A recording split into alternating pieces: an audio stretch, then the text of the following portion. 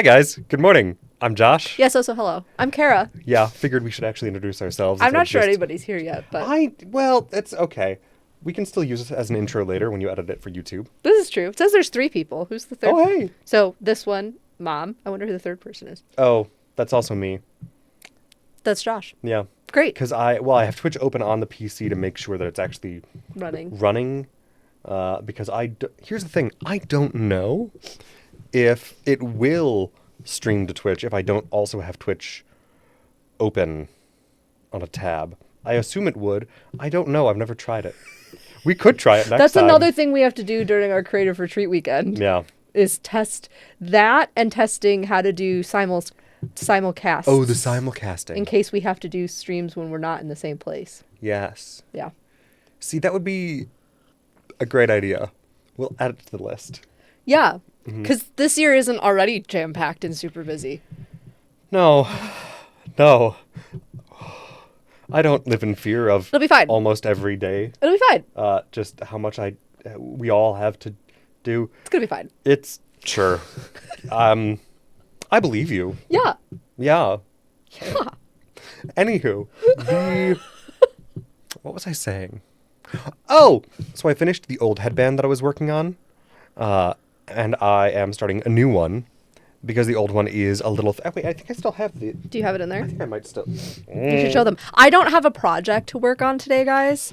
I will be starting a temperature blanket for this year, but my yarn got delayed, so it's not here yet. And I have other projects that are on my list. So pretty, we love it.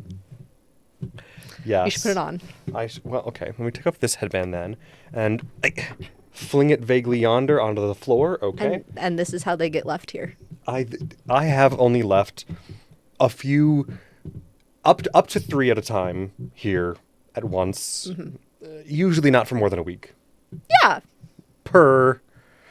Well, there was one that I left here for at least 7 months, but that was then. Well, that's the headband I leave here. Yeah. Yeah. Obviously. Yeah. Yeah. Anywho. Oh, I'm so sorry. I just whacked my mic. Trying to go around my mic.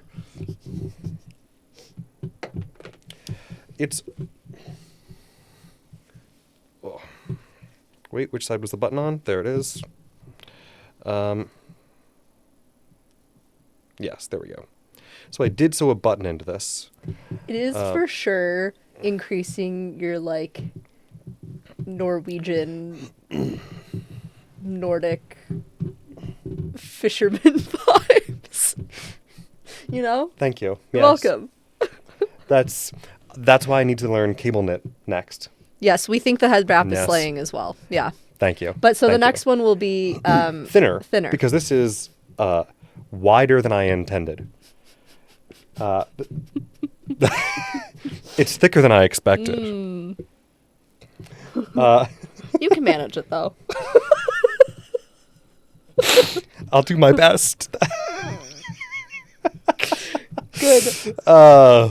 Yes, but no. So I'm hoping for something a little thinner this time. I'll just take a few rows off the pattern. Yes, mother, that's what she said. Yes. Well done, Suzanne. Well done. Yeah. Why was I talking about this? I don't know. I Oh, think you were 'cause just it's the telling thing them I'm about your working on. project. Yeah. Yeah. Yeah. That's right. I started complaining about the tail length, Yes. which is fine. It's not a problem, and it'll be easy to work in at the end. Yeah. I do prefer a little bit longer because it is a bit easier to work in, but also it's longer than I've done in the past. Sorry. No. It's longer than I'm used to. Once my brain goes there, it's really hard to take it back. So. Good. Good. Well, let's just get started, shall we? Yeah. Uh-huh. The thing we still don't have a script for. The thing we don't have a script for. Yes. Yeah. And our Welcome to 2 Crafting friends Critters. that are watching. Yes. Well, that's great. Hello, friends. Thank you for joining us. We've been on break crafting critters for a while. Yeah. Because Critical Role's been on break. Well, also it's been the holidays, so we've been... I mean, because Slammed. really these 2 episodes came out a while ago now. Before Christmas. Before break. So, and we've just been... It was the holidays. And going through shit. Well, yes. Yes. December was not a fun month in this household. No. But that's fine. Luckily, because of their break, because of the holidays and everything, we're not too far behind. We're not too far behind. We just have 2 episodes to go through today. Yes. And one of them is mostly battle, so there's not a lot to dig into on it, which is nice. It does make things a little bit easier, though we still have a few notes on that. Yes. Just got a few thoughts. Yes. Because reminder, we don't talk about the episodes outside of here and now. Correct. This is the only place we talk about these, because otherwise we would have nothing to talk about here. Because we would have already talked about it. Yes. Yeah. What's our usual, the bit of the spiel we've been trying to... Oh! Spoilers. Spoilers are abound if you're not caught up. Everything. Sorry. This is your warning. But also, if we reference older campaigns, which we may do, I may do especially. Yeah. Because I've been around the block for a while. I've been a Critical Role fan for... Just a few times. 9 years. That's still less time than we've been friends. That's horrifying. You keep... My freshman year friends, which Josh is not a part of. And the time is terrifying. Yeah, Josh is not a part of the freshman year friends because he's a year behind me in school. But yeah. The freshman year friends and I will be celebrating 15 years of friendship this year. Oh, God. Which means we're at 14. 14 for us. So, because it was your freshman year that we became friends, but... Yeah. Wild. Time is a weird soup. Oh, gods. Oh, but yeah, so I can speak. I'll come in again. I've been around the block for a while with Critical Role, so I may reference things that have happened in older campaigns. Probably not too much, but here and there, so expect some additional spoilers. I'll try not to be too crazy, but also sometimes we will just, we'll just say stuff, so deal with it. Wibbly wobbly, timey-wimey. Yes, exactly. And Jeremy Benamy? Jeremy Benamy? I'm not, in touch with... Oh, Jeremy Baramy. Is that what it says? I'm not wearing my glasses. I am wearing my glasses, but it's over towards you. I can't see from here. No, Jeremy Baramy is a Good Place reference. Okay. Because there was the passage of time is not a flat circle and it's not a straight line. It is, in fact, Jeremy Baramy. Like, the flow of time stream literally looks like somebody writing Jeremy Baramy in cursive. Oh, good. I don't know why that was the joke they decided to go with for that, but I agree that it's a great one. Good. Because it's perfectly nonsensical. Yeah. In exactly the right way. Mm-hmm. Anywho. We will get off topic all the time. Us? What? Never. We don't have ADHD. No. It's not Sunday. The Sunday of it all does not help either. The Sunday of it all really doesn't help. Yes. Yes, and you've been watching Critical Role for now how long? 10 episodes? No. I'm 20-ish episodes into campaign 1. Right. When you start at episode 27 or whatever. After What's His Face is So gone. are you actually at episode 40 something? I think 50 something. Okay. Yeah. But early 50s. 52 or 53. That's fair. I think. There were just a bunch of dragons attacking. Yes. Yeah. Yes. That was the last major thing that happened was the dragons. Gods. So. Oh, the dragons. Yeah. What a horrifying delight. So I've started my back watching, I guess you could call it, of Critical Role, and I'm starting obviously with campaign 1. But with our current scheduling, obviously campaign 4 needs to take precedent. So yes. Well, and then with the chaos of everything else, it's not. I don't expect you've been making much progress. None. No, that's fair. Eventually, hopefully, we'll have little check-ins of, hey, where is Kara now? Yes. And I am excited for you to witness so many things. I know. so many things that I'm I've been just gonna talking fall to you further about and for further in love years. with Laura Bailey. I already know that. That is the natural progression. Yeah. I will say, that is the natural And progression. Liam O'Brien. They're like, Yes. yeah. I will. Oh, and as a warning, I think I've mentioned this before, but also, generally speaking, and I think it might be better now. Well, I would expect it's better now. But I have always been of the opinion that you stay out of the YouTube comment section. Oh, Critical Role. I don't look at the YouTube comment sections of anything. That's for the best. That's for the best. Yeah, no. My mental health does not yeah. need the comment section of YouTube. No, Anything. That's for the best. Yeah. Yeah. Yeah. No, some dark stuff on there, especially in the old days. I believe it. I feel like it's a little bit better now, but also I don't super check. Well, and I think I could even go just- back and start watching on Beacon instead of watching on YouTube. Yeah, probably. I think they have Campaign 1 on Beacon now. I haven't looked for it, so I don't know. I think But they I do. would I'd have believe to you. double check. I believe But you. either way, I know I can start Campaign 2 on there. Is that a pearl? Did I just knit? That's a pearl. We're good. Sorry. Switching stitches. Yes, Anywho. Laura Bailey and Ashley Johnson are the best. You're right. Yes. Yeah. I also And then, I have a soft spot for every single one of them. Let's right, be in honest. different ways. But yeah. Yes.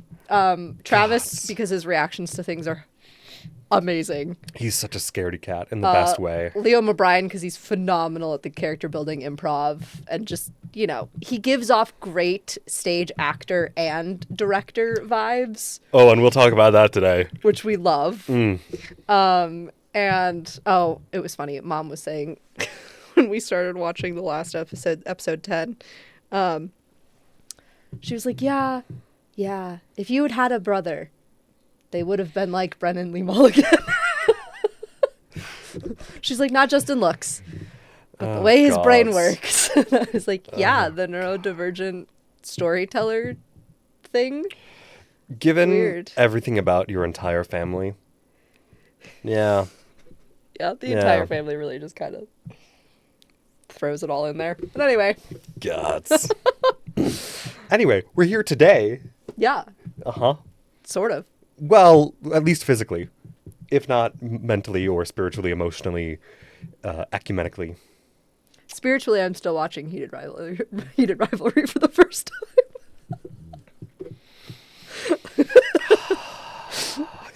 Heated Rivalry was a religious experience. Yeah, we watched all 6 episodes Friday night with our best friend Alexia. It was like a real throwback to high school. 2 high school besties over at my place, Yup. eating pizza and watching whatever. Yeah, And then, yeah. it's Heated Rivalry, so. Delightful. My God. Yes, the hockey players. Yes. I'm Cannot almost done with recommend all the enough. books, too. Oh, did Alexia text you this, too? I'm halfway through the second book of Elia and Shane's story. I've read all the others in the series at this point. Mm-hmm. I'm halfway through their second one. They're getting a third book in the fall. What is that? What Alexia Like Elia texted you and that they're Shane, getting a third? yeah. Oh gods. Yeah. Oh god. So you will have more reading material. Yes. Come fall. Yes. Good. We're so happy. Good. I will probably eventually listen to them all on audiobook, but for now I'm happy with the TV show. Yes. And just go rewatch it a billion times. Yeah. Oh, of course. Yeah. Okay. gods. So episode 9. Yes. Hopefully today we're getting to episodes 9 and 10 Yeah. of Critical Role. We could fly campaign through 10 4. pretty easily. Yeah, 10's mostly battle. Yeah. But- So episode 9 was called To the Hounds. Yeah. Oh god. And our cold open was back in Dolmakyar with Azune at the Brethren Hall when all the Revolutionary Guard were essentially fired by Einfassen. Yeah, what they fired half the city guard. Yeah. Yeah. Including Constance, the record keeper. Oh, and that But that's immediately going to come back, I'm sure, to bite us. Oh, absolutely. That immediately threw me into oh shit. Oh no. Yep. Like it was already obviously, hey, this is bad. This is real bad. This is okay. Well, not only are we completely redoing the remaking the quasi-militarized police force of the city under new leadership of a loyalist installed by, what is clearly an oligarchic, quasi-authoritarian consolidation of power attempt. We don't know anything about those. You can't prove it's not allegory. It's just allegory. Anyway. There's never been any of that happening in our own current political system. Every day. Anyway. Every day. But yes, then the fact that they fired the record keeper was also the okay, good, because when you're doing shady shit, you got to make sure that you obscure, inveigle, and obfuscate as much as you can. Yeah.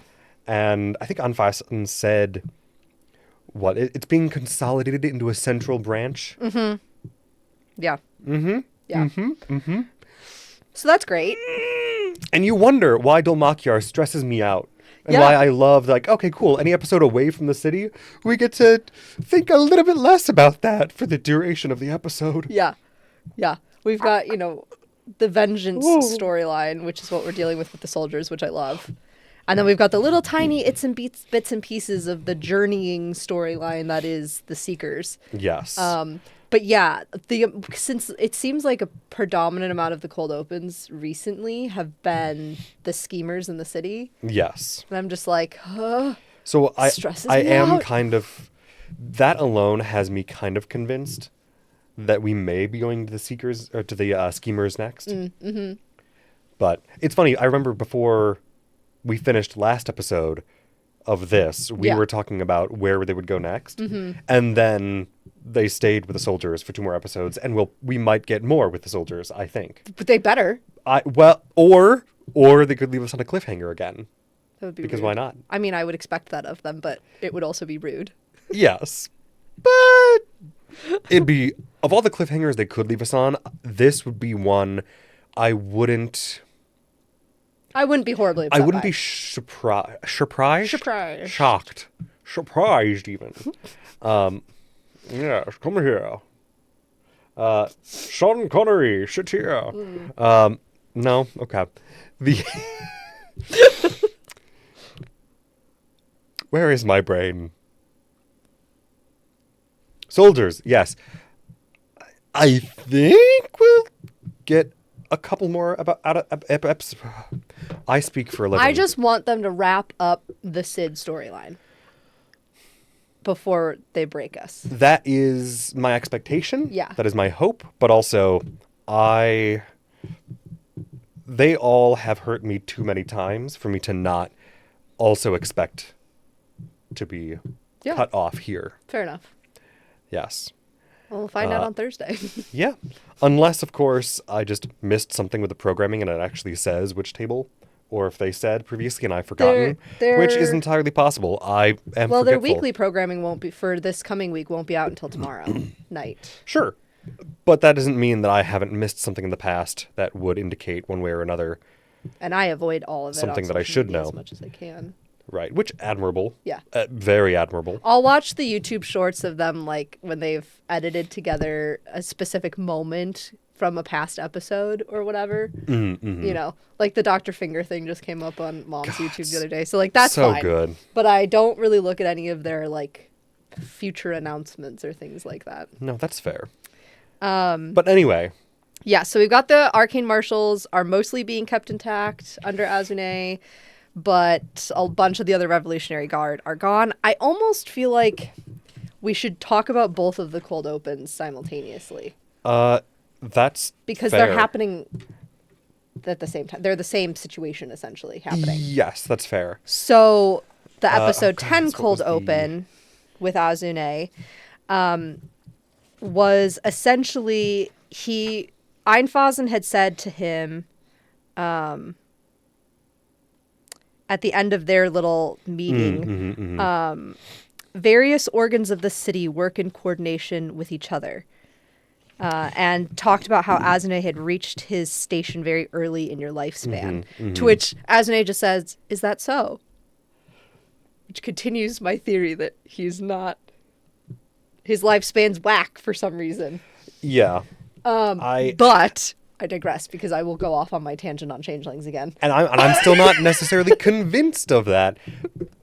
But I'm not adamant against it. Yes. Yes.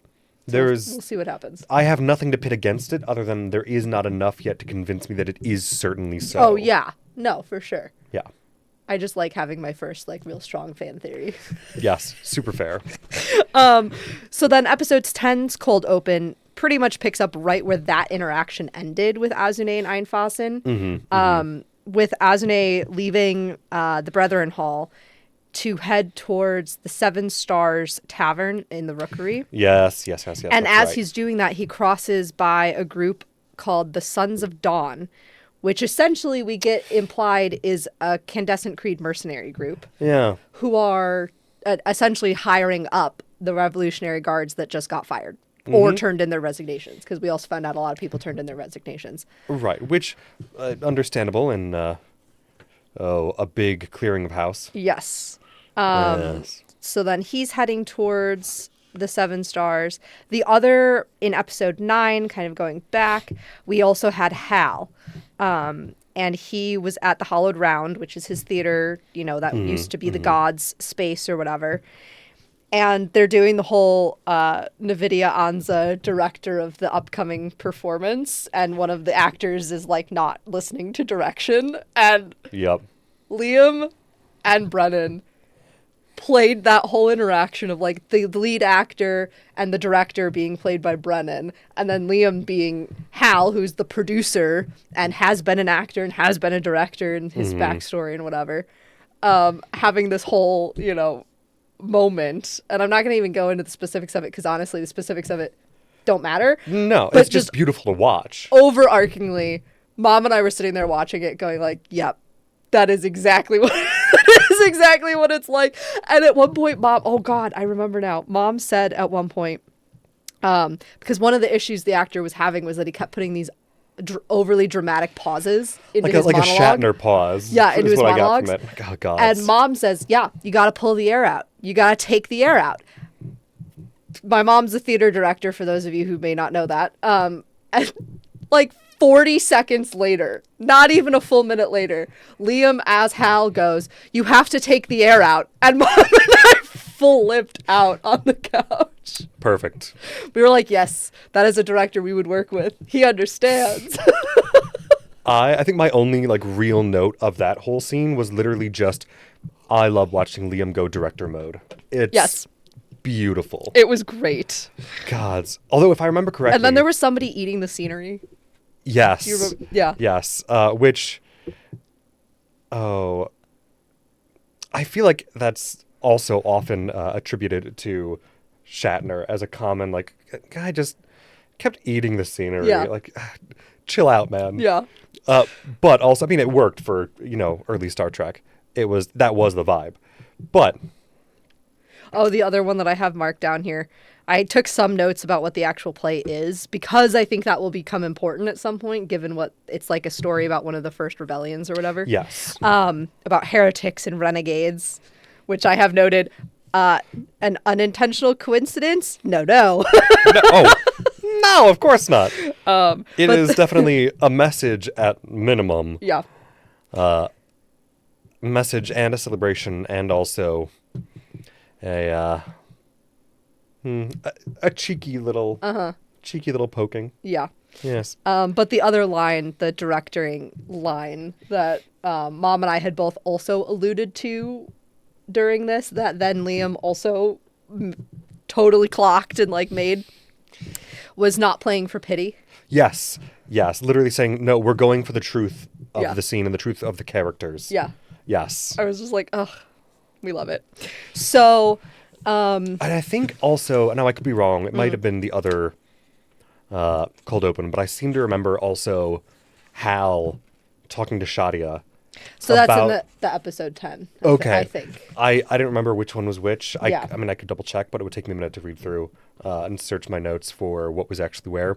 But again, since we're doing both kind of in the same vein, but him also definitely gearing up for, there's going to be some action. I'm not sure what kind. And best to just, get my daughter out of the house for a bit, just in case.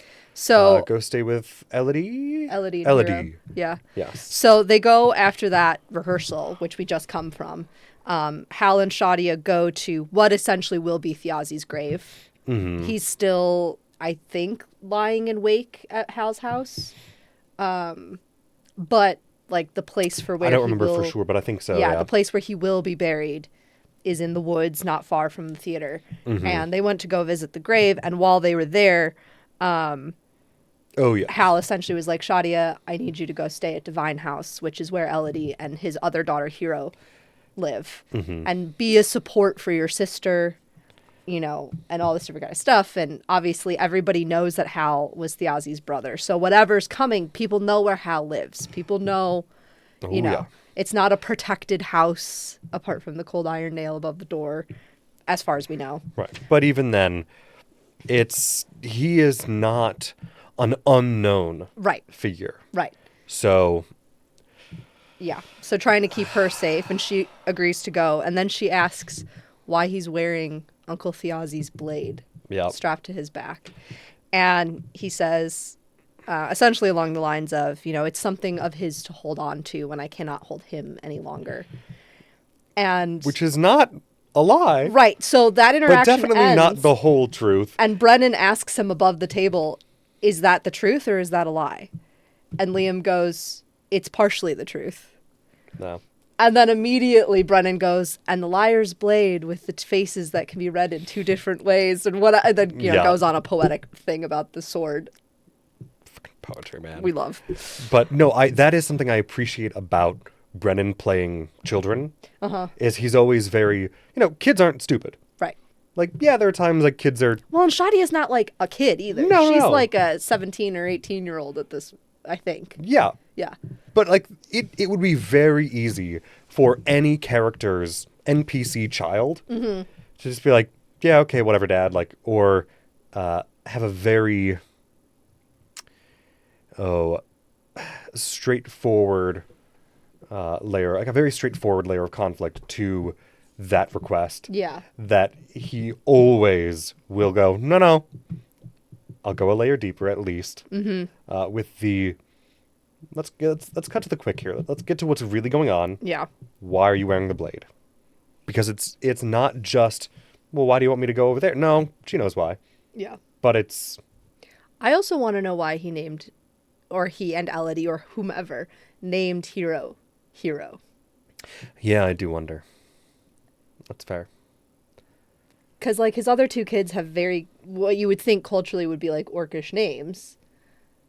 And then there's Hero. Yeah. And that's not a word that means different things in their vocabulary as far as we can tell. As far as I'm aware, yeah. You know? Yes. But also, I truly mean like any character's child of any age, I love watching Brennan play them. Yeah. Because he does a great job at like, oh yeah, the full bandwidth of whatever age this character is, I believe it. Yeah. Yeah.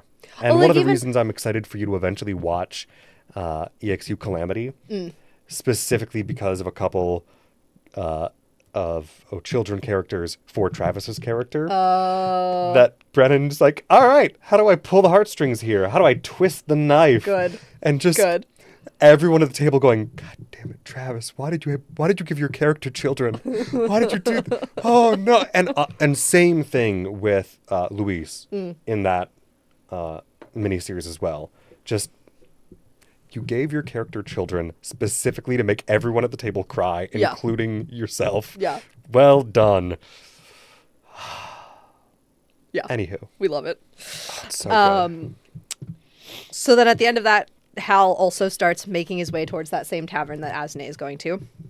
That was pretty much all the cold open for episode 9. So then episode 10. Well, the one thing I do want to pull back to with episode 9, specifically, that is I think a big important. It's a line that I think could be easily dismissed. I'm trying to remember what exactly it was, because Einfasten said to Azune, that's it. It is good to know that there are those who see the force of the movement of great events and find themselves at peace with these changes. Which in many ways, okay, fine. Yeah. But, hey, that's a loyalist who was installed by an oligarchic attempt at consolidating for power. That is very much... It's chilling to hear someone objectively on the villainous side of things agree that, yeah, silence is complicity. Yeah. Always... And I do think that's going to end up being one of the major arcs for Azune's character. Yes. Is how far can he push being a bystander, being a double agent? What is that going to look like? Yes. I think it's a going big forward? thematic piece, not just for him, well, largely for him, but also for the schemers table in general. Yeah. Of, okay, how to not be silent. Mm-hmm. While also, I mean, they've all got day jobs. Right. And like, how many of the atrocities do you watch or let slide to keep the bad guys thinking you're loyal? Right. Right. Which is where I kind of see a lot of Azune's potential self-conflict. Azune in particular because of his position. Yeah. That it's the rest of them, it's a little bit easier to... And I think Murray, Murray's as his very good friend, in terms of their because they've already had conversations about this. Yes. She's already been like, how far are you willing to be complicit? You know? So I think there's going to be some interpersonal conflict between the two of them, I suspect, when it comes to this idea of him being a double agent, essentially. In the I would Guard. suspect so. Yeah. Yes, because, I mean, Murray's She's not having subtle. Murray's having a tough time. Yeah. Not, Cora? Dean Cora? Mm-hmm. Yeah, not kicking Cora's ass over everything. Yeah. Which, fair. Yeah. Fair.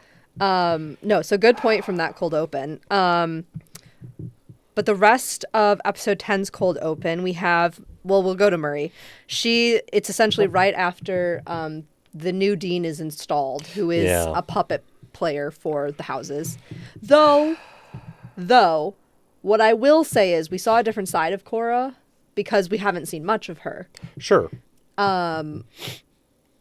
She said something, and I don't have the exact quote written down, but she said something to Murray along the lines of, we're very similar, you and I. Right. Even if you don't want to admit it. And she's like, I'm just not willing to let this opportunity go to waste, essentially, of like the power that she was able to consolidate because she is working for the Sundered Houses now. Right. But I also go like, okay, well, if she's like Murray, that means she's rebellious in some ways. I would hope.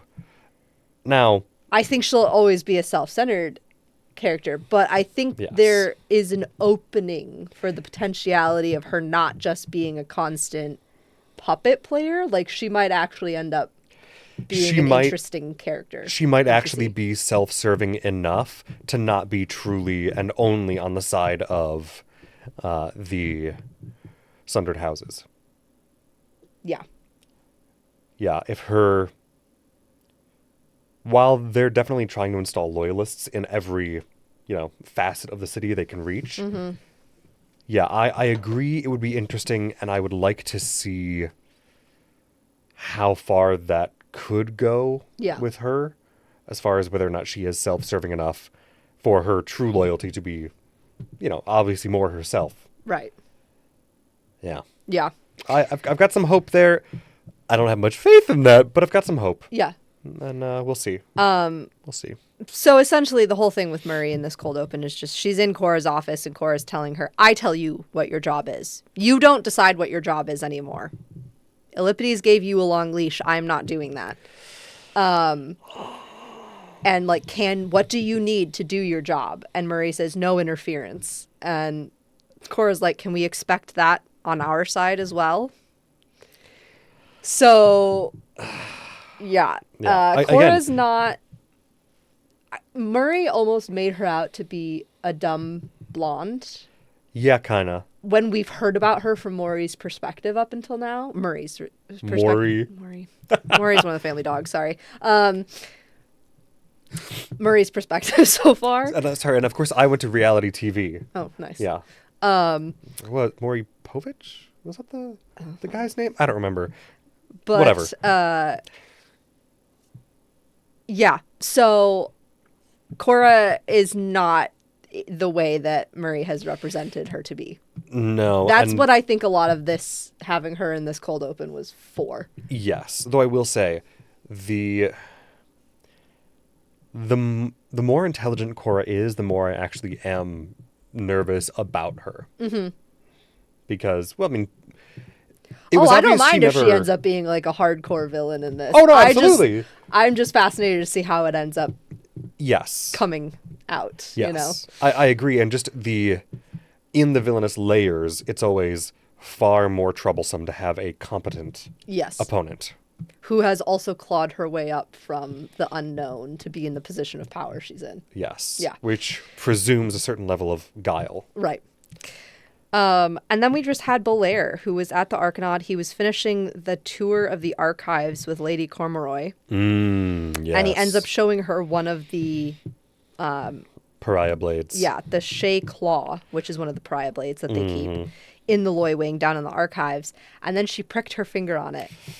Now, everybody has seen some version of Sleeping Beauty and what happens when you prick your finger on something and create a blood bond with a mythical artifact, you know? And I'm like, okay, how is that going to come into play later? Because you know it's going to. She gave some poetic answer about touching history or whatever, which was actually a really interesting line and what have you. And from anyone else and in any other situation, maybe would be fine, harmless, whatever. Yeah. But there's such an air of foreboding. Yes. And Belair knows it, but he also feels like his hands are tied, I think, in a lot of ways. So that was the main thing that happened with theirs. And then they all four of them met up at the Seven Stars Tavern in the Rookery. Yep. Up a back staircase into the aviary. And there are other people there, but we don't know who they are. And that's essentially where the cold open ended. Right. But I love the idea of them just kind of getting a relatively private table in the Rookery of this tavern. Yeah, the aviary of it. Aviary. Yeah, sorry, in the aviary of the tavern in the Rookery. Correct. Words. Surrounded by birds. Yes, of course. Yes. Because the bird symbolism, it must be never ending. Of course. Yes. Yeah. Brennan Lee Mulligan? Birds. Birds. Endless birds. I love it. Which I kind of do feel bad for him because there was a time where he definitely went, I don't want to just be the bird facts guy. Too bad. But birds and hounds, man. But he's also leaning into it well enough. Yeah. So, you know, say la vie. My mom for my birthday last week got me a mug that says easily distracted by red-tailed hawks. Perfect. I am also perfect. A bird facts. Bird symbology fiend. Yeah, oh, gods. Oh. Yes. All right, so episode 9. Yeah, it was both cold opens. That was both the cold opens, yeah. Yes, okay. Since they essentially happen within hours of each other. They're back-to-back events. Yeah. And that was also, just for reference and clarity, that was like 2 days after Thiazi died. Yeah, so this is still... at the schemers table, we're still like just fresh off the execution and all these other changes that are immediately happening. And the House of Royce did already... I think all that stuff already happened with Octus and the House of Royce and whatever. Yes, because that was when... that was like the day after. That was when the Seekers left. Right. That was the inciting incident for the Seekers leaving. Right. So it's like the next day from that is when all of this is going down. Yes. So they're back in time on where we're at with the soldiers so far. Yeah, the soldiers are the furthest ahead time-wise. Yeah. That we've seen with anything so far. So let's see. I'm reviewing my notes because it's been a hot second since I watched this episode. Yes. I seem to remember at this point they had not yet left Sloke. They were preparing to leave, but they had not yet. Yeah. And where is my... Yeah, because the Baroness gives them the horses to travel with. Yes, that's right. So part of what we find out is that the Takonos envoy is heading north, and our soldier table is offered safe passage with Dame Morgaine and Sir Hawkins, the Hounds of the King. Yes, giving them passage to Ty Breezeley, right, which is where the Earl of Gormalay is, and where the Takonos convoys were heading. Yes, because they're headed past that. But they were stopping there. Yes. Yeah. We find out that girl that Wick has a picture of that we don't know much about. Her name was Armas. And that she was a girl from Hal's theater troupe that Wick met when he was going for lessons with Hal. And then she just kind of disappeared. So she was definitely disappeared by his family in some fashion. In some fashion, yeah. Because they already had someone for him to marry. Yeah. Right? The vineyard vineyard owner. People, yes. Yeah. To mix in the angel blood with the wine. Right. Because that's... Get it out to people faster. Well, I also like the idea of I don't remember how much this was discussed actually at the table or not. But the idea that, they're probably going to use that to, in some capacity, cause like minor miracles, because you can determine where the angel blood wine ends up, more or less, and figure out, okay, well, these people have been good. This town will get a nice little miracle with a couple people, I'm assuming, maybe become connected to some latent magic via the angel blood. And as long as it's angel blood, it'll likely be, light-based or light-related. Well, and I wonder, too, further just supporting their religion. The amount of fantasy and sci-fi I've read, if it's like part of why they wanted Wick to be the Scion is because he has maybe a different kind of connection to it than his siblings do. We don't know. Maybe. We get the feeling that it's a little different than his sister because his sister doesn't do like front-facing work with the family. Or if they had just chosen one of the kids to be, okay, you'll be the face, you'll be the true believer. But regardless, I'm like, is it more like it's something that, because it's all coming from the same source, could somebody like Wick utilize the fact that there's now little pieces of angel blood in like a bunch of different people?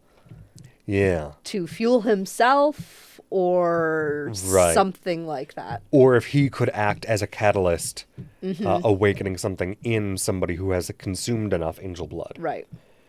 Yeah. Yeah, I wonder. Yeah. So... But, yes, so Armas definitely... whether or not there was... I want to know more. Whether or not there was, like, true foul play involved? Right. I don't know yet. But I don't know enough to... I just don't know enough to know. Yeah. And we also heard Morgaine and Hawkins talking to the dwarves before they left Slogue. Yes, who were supposedly in town to build a bridge. Right. But then they came across a dungeon? Yeah, a crypt. A crypt? Uh-huh. An empty crypt with no bodies in it? What was it? We found only sunlight down there? Yeah.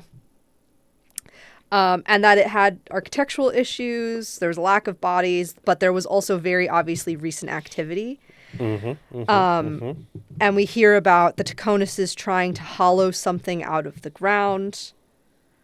2 years ago, they began moving into Sloke, and the Hounds believe it was to start getting this resource, whatever it is. We're not sure what that resource is yet. No, but they talk a little bit throughout the episode. So I'm sorry, I'm going to be skipping around a tiny bit.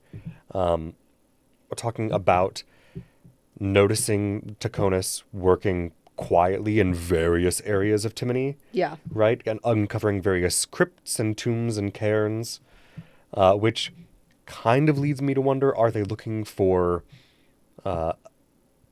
more dead celestials, either of the sun god or of shadow, or are they looking for artifacts that would have been buried with martyrs? Right.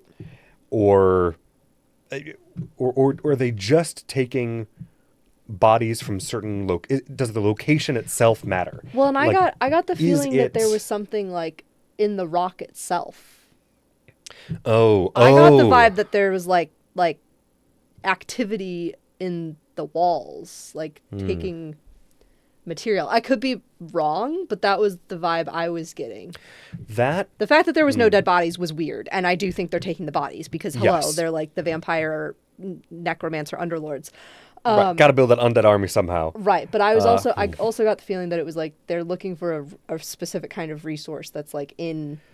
So I'm wondering if there's like rock that's in a cairn or a crypt can infuse magic or something that they can use, or maybe something like that. I'm not sure. Yeah, and I wonder what kind of treasure hunt are they on? Mm-hmm. Yeah. Yeah, that's fair. Because I have to believe you can find dead bodies in places other than Timony. So Right. Wait, so it's something that they suspect is in Timony somewhere. Yeah. Which I think Timony was part of the old Oberdimian Empire when it was a thing. Yes. Yeah, okay. Which is part of why I went to maybe something related to the sun god, because the Oberdimian Empire was a primarily human, like sun god worshipping empire. Mm. So, again, I don't know enough to make any like strong pull. They're just giving us enough little breadcrumbs that we're... But again, that's why I'm kind of going immediately towards, well, the most obvious one would be some kind of celestial corpse again. Mm-hmm. Or maybe an artifact related to that I would have been buried with some mortal martyr, mm-hmm. right? Yeah. And like somebody they know supposedly died in Timony, but they don't know where in Timony, or if there were like a few people of an order that died in Timony that they're trying to find where they were buried. I don't know. Yeah. But it all stinks. It all stinks. It stinks. It all stinks.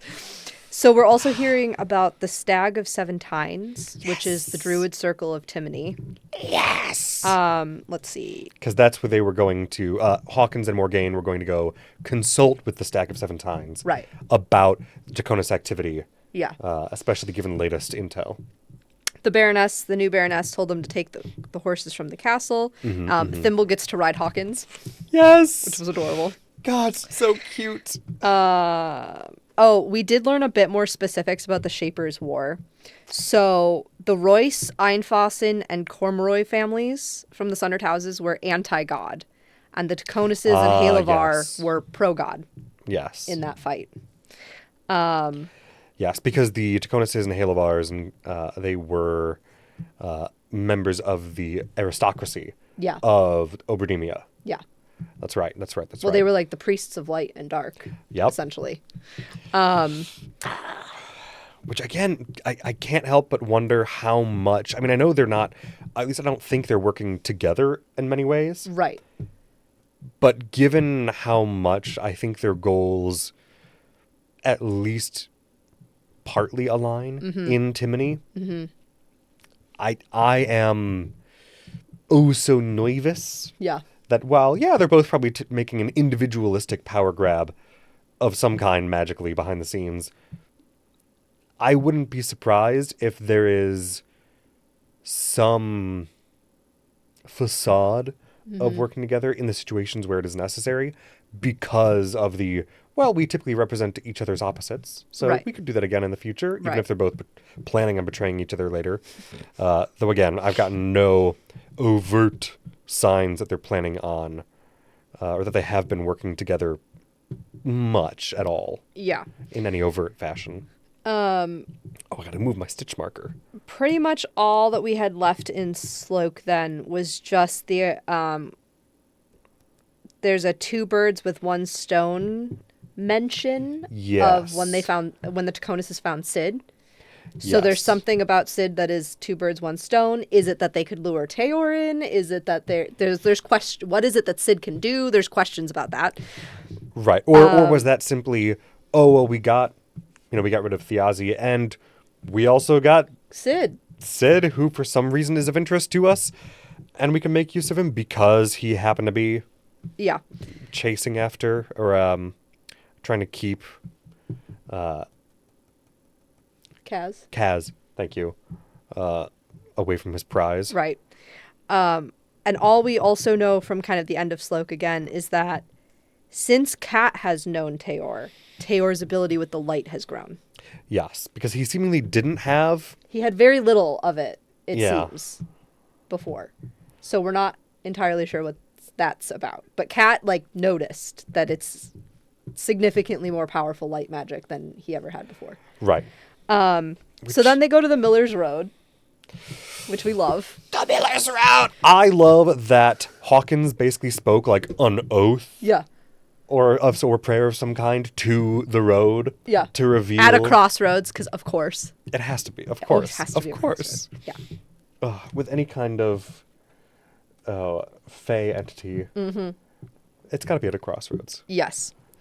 And they are essentially under a pass without trace spell. Yes, which just adds +10 to stealth rolls. Yes. Which is damn good.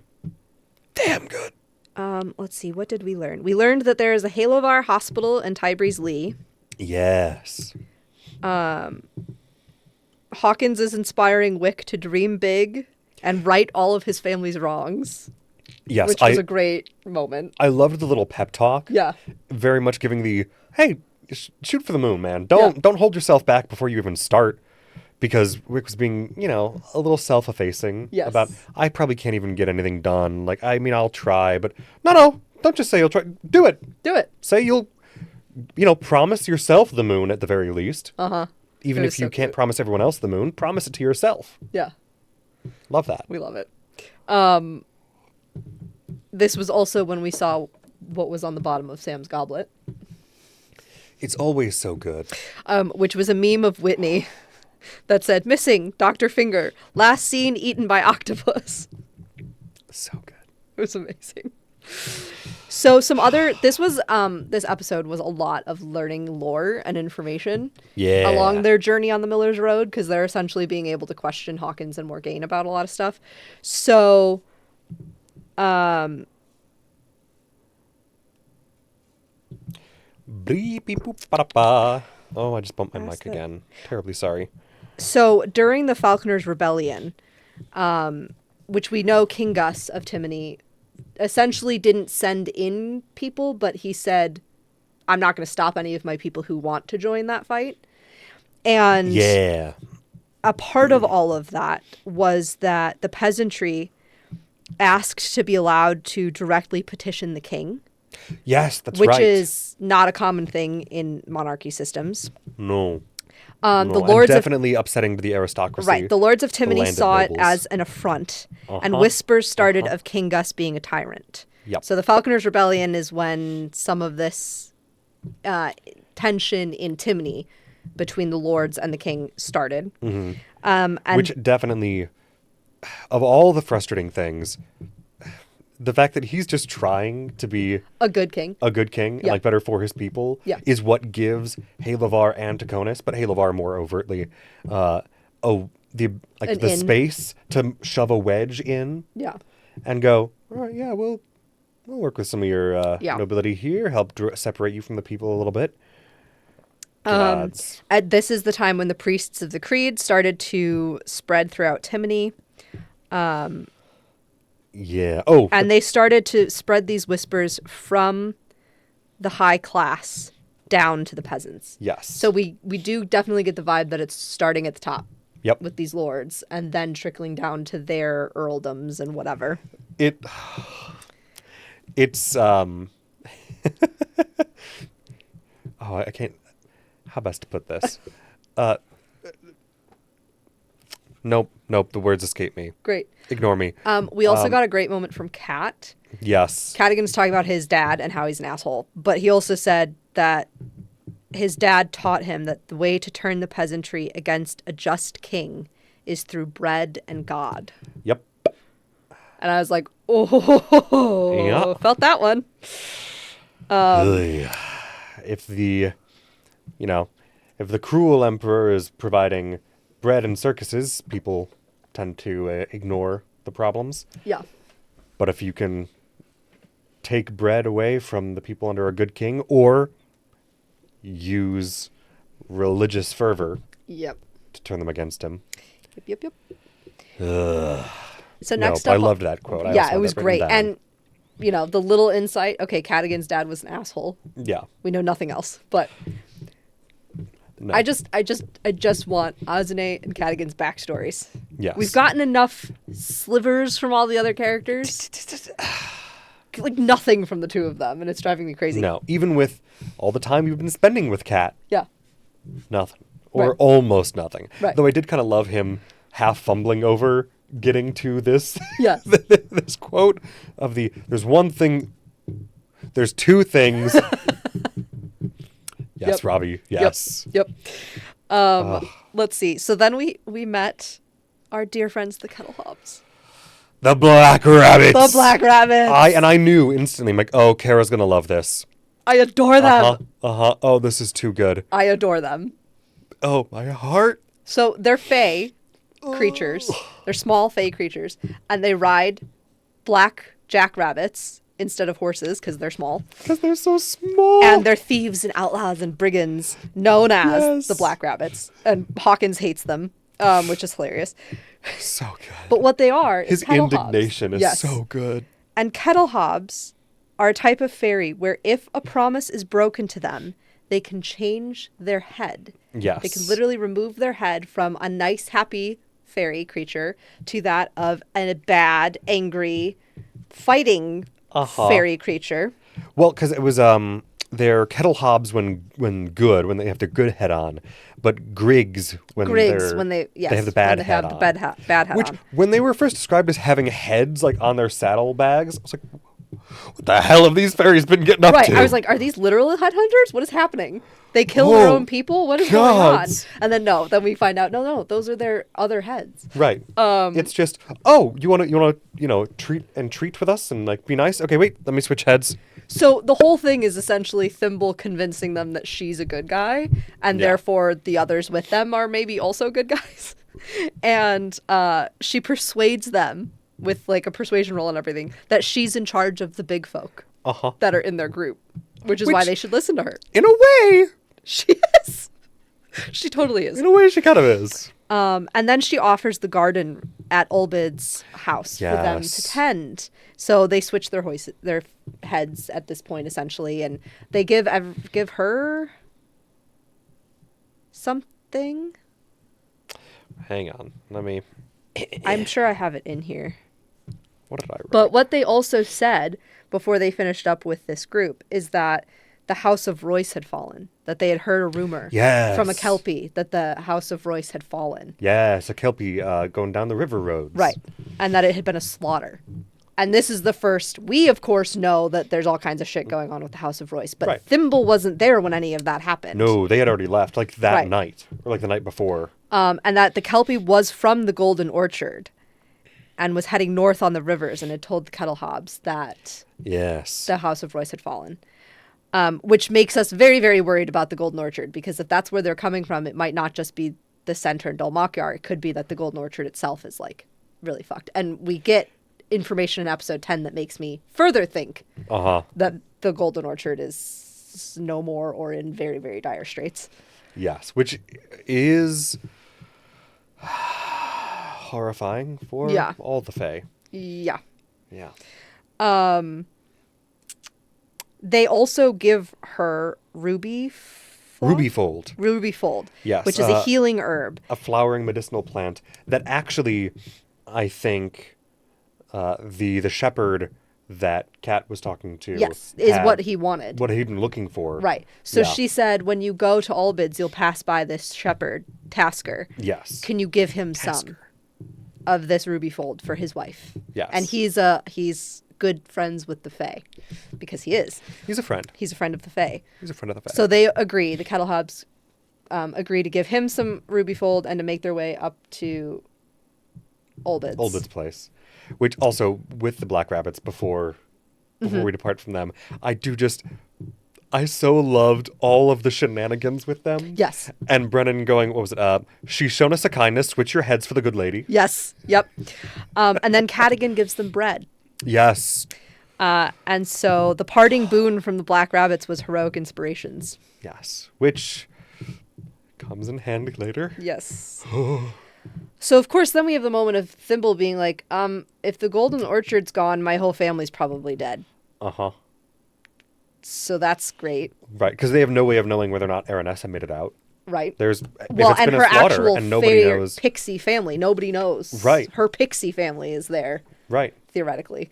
Yeah, theoretically. But so anyone she ever would have considered true family. Yeah. All of them might be dead. So that was kind of it for the Miller's Road. They get to Tybreeze Lee now, which is the center of the Earldom of Gormalay. And they happen to be coming across the city right during the preparation for Candle Feast, which is a Candescent Creed holiday. Which I will say, I love how much Sam is like, oh, what's that? Wait a minute, I invented this. Yeah. Oh, no. I should know exactly what this is. Sam. Of course, with his like Bible that he wrote, you know, got to make some religious holidays to throw in there. Let's see. But just the confusion, the momentary, what is this? Oh. So the question I wrote down was, do the cookies have filament in them? Oh, God damn it. And interestingly, Kat didn't eat them.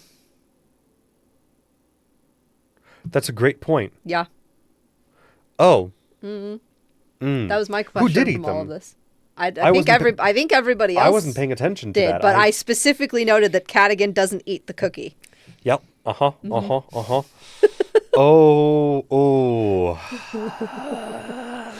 So take that for what it is. What does filament taste like? How do you think it would change the flavor of like a chocolate chip cookie?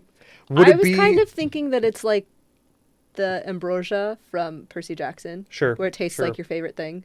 Right, but if you're baking it into something else, maybe if you're expecting it to taste like that cookie, thing already, it tastes like a better version of that cookie. Yeah. So it's... Yeah, that'd be interesting. I'm just wondering if it's like, if it's like using molasses instead of just white sugar when you're making a chocolate chip cookie. Is that, or if it's actually... But with a nectar and ambrosia comparison... I mean, it's literally the blood of the gods. Yeah, well... Sort of. Enough. Angel blood. Close enough. Angel blood. Must be fresh. I mean, all the vampire lore I've read would make you think that the higher up on the supernatural food chain you are, the better your blood tastes. So... Ooh. Right? Okay, you know what? I'm willing to go with the nectar and ambrosia comparison. Great. Yep, thank you. Problem is, I'll be thinking about that now. Yep. Anywho, Let's... were the cookies drugged? Were the cookies drugged? We don't know. Because this is like the largest Candescent Creed kind of place we've seen outside of the Candescent Creed headquarters, essentially. Right, and at least the largest celebration related to their religion that we've seen. Yeah.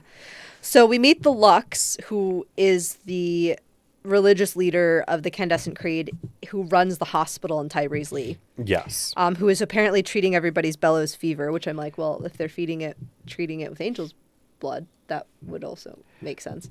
Yes. Though everything going on with this disease has me suspicious as all fuck. Oh my! Again, because it's also affecting the Fae. Yes. So why? Which makes me wonder almost, is the angel blood causing? It's either causing it or they're causing it in some way on purpose and then using it as the means of getting angel blood into people. Yes, either one would not surprise me at this point, given what we do know and what we don't know. Yeah. So the Lux's name is Arthea or Artea. Again, I'm just kind of speed reading through my notes here so that we can touch on the important things, but not the not important things. No. We meet Fell Tower, the Hound of the King that is hanging out in Tybreeze, who definitely has a thing with Dame Morgaine. I love the way, and I love the way they clocked that too. Yes. And Brennan just like, yeah. Yeah. Like, obviously. Yeah, obviously. You know what? We don't even need to make a whole thing out of it. Yes. It was hilarious. Let's see. We find out that the Taconis carriages are at the castle. They have been at the hospital, but now they're at the castle. Yes. And there have been several times that Taconis carriages have been entering the city, going to the hospital, then going to the castle. And then disappearing. Yeah. Hawkins passes on a pass without trace blessing when they all decide that they're going to separate. Because, maybe the Hounds of the King shouldn't be there if they're about to go commit treason or whatever. Yeah, just give themselves a little plausible deniability. Magic word. Yes. Yes. I loved getting the lore of the Hounds. I was crying. Yeah. Oh, absolutely. So, the lore of the Hounds, essentially, is they were knights of Timony. Maybe even before Timony was Timony, that had sworn oaths that, until death they would follow their oaths. And then when they died and spirits were all getting trapped, they were essentially given another chance to come back and complete their oaths. And they came back as druid dogs. Yep. It's like, would you like to serve your oath again? Yeah. And they the chose hounds to. are the ones who chose yes, happily. Yeah. And you're just like, okay, it's fine. It's fine. I never cry over No. That kind of chivalric loyalty. Yeah. And then I have the honor. quote written down, and I don't know who said it, but only dogs and fairies. Yes. Yeah. Yeah. Yeah. God. So then we had a lot of questions being asked by the group of like, what is the hospital built on, or what was it originally? Which I think is good questions. Because it's relatively centrally located. Yes. Like it's not on the outskirts of town or anything. No, it's like centered. So just down the hill from the main keep, which is like a central place to put anything. Yes. Or I think the castle is technically on like the edge of the city. But then it comes down to like the main square is the hospitals in it. Yeah. Yeah. Yeah. So Kat, Tierney, and Thimble go to scout the hospital, and Taylor and Wick go shopping. Which I will also note, that was the first time in a long time that Wick and Tierney have been separated at all. Yeah. Yeah. So when Wick goes shopping, he rolls a nat 1 on investigation or perception, something like that. Oh, buddy. So the store he goes into ends up being like anti-fairy, and he wants to buy a gift for Thimble to make Thimble like him more. And Taylor's like, first of all, no. Second of all, no. And then he like covers him in mud because he's like, people are gonna know who you are. You fucking glow, man. Yeah. So he covers him in mud, and then Wick goes in to buy. You've got the most obvious Candescent Creed Yeah. tattoos possible. Right. What are you doing? Yeah. So he goes into the shop to buy something for Thimble, and she's like, oh yeah, she'll love this pot of honey, and then she'll get trapped in the bottom of it, and then you can kill her. Right. Like, oh, you're looking for a trinket for a fairy. I've got just the death trap for you. Yeah. This is an exterminator shop, not a He pet. doesn't fall for that, though. He does not buy it. He leaves. Yeah. Which is good. At least he's got that much sense. At least that much. Though I do enjoy Sam playing Wick with just enough naivete Yes. to lean into it just enough to reach that point and go, Oh, maybe not. Oh. So then Laura rolls 2 nat 20s. And for her stealth there was check. balance. Yeah. And then she gets 2 nat 20s plus 10 with the pass without trace for her perception and stealth rolls. God. So she sees that there's cold iron everywhere. This whole place is very anti-fairy. She does see that the hospital is truly doing good for the peasantry, giving them something to celebrate, giving them help with the illness, passing out food. So, as much horrible stuff is probably going on behind the scenes, there is some good actually being done. Yeah, but again, it's so frustrating to see that used as definitely a front. Oh, for sure. Yeah. And then there's the Taconis guard seen with lion claw marks at the hospital. Yes! Who came down from the castle. So we're all like, okay, well, we all know who has lion claws, and it's not Taylor. They've got Sid, and he's here. Yes. Pardon, sorry. We also find out that Kat and Wolfric have killed demons before. Yeah, which was an interesting little throwaway. And Tyranny, and he's talking to Tyranny when this comes out, and Tyranny's like, have you ever killed a fairy before? And he doesn't answer.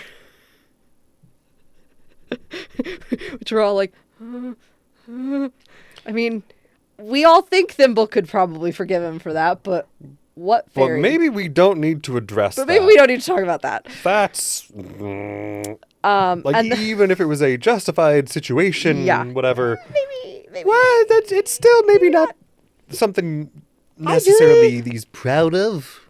I love your dancing dinosaurs. So, dancing dinosaurs! Dancing dinosaurs! Ah! Good morning. So then Tierney and Kat are having this conversation about his asshole dad and her dad, but she actually likes her dad, and yeah, which is funny. Also wild. And he says, you should be who you really want to be. And then she morphs into a 10-year-old child. Yeah. And I was like, that hit me in the feels too. First time she's away from Wick, really, that we've ever seen. And this person who self-proclaims to have killed demons before is also offering her the kindness of like, no, but you should be who you want to be. Who do you want to be? Mm-hmm. You don't have to give in to darkness and, you know, whatever. Like, you can be who you want to be. And so, yeah, that turns into a 10-year-old. But having been raised indefinitely, I mean, you know, from the pit. Right. From whatever, you know, mirror for whichever version of any kind of hells. Mm-hmm. Yeah, what kind of childhood did she have? Right. At all. Which then when they get back to meeting up with Teor and Wick has no idea who she is. Yeah. And keeps saying, I think the child should probably go someplace else. I think we should find where their parents are. Like, and Cadigan's like, it's Tyranny. And Tyranny's like, it's me. And Wick just does not clock it. Oh, yes, little girl. Where are your parents? Cadigan, where did you find her? Like, why is she clinging to you like this? What is... Oh. But Kat also gets a nat 20 Arcana/religion check. So... Sorry, I can't read my own note here. What did I write? They've heard rumor that the Earl is going to bring his dead wife to the party. That she's no longer buried out on the hill, but that he dug up her body and is bringing her to the center of the candle feast. And Kat was like, that seems wild. Do I know anything? Would I have seen anything about this? That feels bad, man. Regardless of what's happening, that feels bad. So Kat finds out that, you know, or knows that an undead with mind or spirit intact are incredibly rare. Right. And it takes a shit ton of magic to make that happen and like rare circumstances. Right. Because there was some speculation as to whether or not they were going to maybe like try to bring her back. Right. As some sort of like miracle. Right. Which I'm not convinced they might not still try that. Yeah. But at least for now, that doesn't seem like what they're doing. It's not the vibe. But it is still something that has me concerned. Yes. He also thinks that between the Taconuses, the Bellows Fever, and the Candescent Creed, they're essentially building an undead army. Because you don't need people to come back with their mind and spirit. You just need bodies. Yeah. And then there was the quote of, you can come back, but not like yourself. Yes. So that's all happening. We have the Earl coming down from the castle with his dead wife's body in a, you know, processional, essentially. He kneels in front of the Lux and is then converts in front of all of the masses of Tybreeze Lee who are at this feast to the Candescent Creed. Uh-huh. Which I literally wrote, oh, this is horrifically dangerous populism via religion. Yeah. That's definitely not going to be used to help turn all of Tybreeze Lee against the king for, you know, religious purposes. No. Especially not a big declaration like that, which is part of the reason that I'm not necessarily ruling out that they might not still try to bring her back in some capacity, even if it's not, you know, really her. Right. Because Earl and what were they trying to do with Octus? And that very night she returns, right? And a gift from the gods, the light, right? Because the gods are gone, right? But direct godly intervention is the only way that true resurrection has occurred in Ahriman, right? As far as any of them are aware. Well, because then we've got Octus, and whatever the hell they were trying to do with Octus. Even Octus is kind of a weird edge case. Yeah. Like the combination of like all schools of magic accidentally coming together in the most fucked up way. Well, but my question is just what were they wanting to do with him before he came back to be undead as he is? Yeah. But regardless. What were they doing with his heart? Yes. Thimble ends up seeing Univir and Dorset at the castle, the Taconuses. Yes, they're here. But they're leaving tonight. What was the... Yes. Yes, because they were like gearing up to go. Yeah. At one point during all of this, Brennan says, "I live for how frightened you all are," because they spent probably 5 minutes waffling back and forth about how to get into the castle. Oh yeah. And if it should be one of them, if it should be multiples, if it should be all of them, if they should use the blue stealth egg, because the Pass Without Trace has now faded. Yes. So they do end up using the blue stealth egg. So now we're down to one egg left. One egg! But they all gained the invisible condition. Yep. For 2d4 rounds. Yes. And so there's the quote of, side shimmy silent as a fucking grave. But they also can't see each other. So they're doing the whole, like, grab onto your friend and don't let go thing. Yep. Because that's the only way you know for sure where they are. Yep. By feel at this point. Travis keeps standing up and down and, like, bending over the table to try to see what's going on. Yeah. And eventually says, God, it makes my thighs hurt. Oh, gods. They did risk rolls. Let's see. Oh, one last thing with Caswin, the wife of the Earl. Oh, yes. That I wanted to say. Yes. Kat, at one point, noting immediately after the Earl very publicly converting, saying, oh, this is way worse than making her a sexy zombie. And I heartily agree. Yes. Actually, this is worse. Yes. Although, again, that may still happen. Yeah. And that would be even worse. Yep. So then, let's see. What are my other notes? Oh, and I'm not sure whether or not the Earl is in any way sincere. Because I did not get for sure whether or not, like from his conversion, I did not get enough from him to be sure whether or not he is cynically converting because he knows this is the power grab, this is the move, I'm going to go with where the wind is shifting. Yeah. Or if he has been appropriately duped. Right. And is genuinely in enough grief that he's like, yeah, whatever, man. Like he was already on the fence about Gus and then he lost his wife and so now he's like vulnerable and they caught him at the... Right. Yeah. I'm not sure. Honestly, I don't know which is worse at this point. Because neither one's good. Both are easily, well, whether manipulated or just guileful. Excuse me. Yeah, neither one's good. Yeah. No. Still, I'd be intrigued to see if we get more.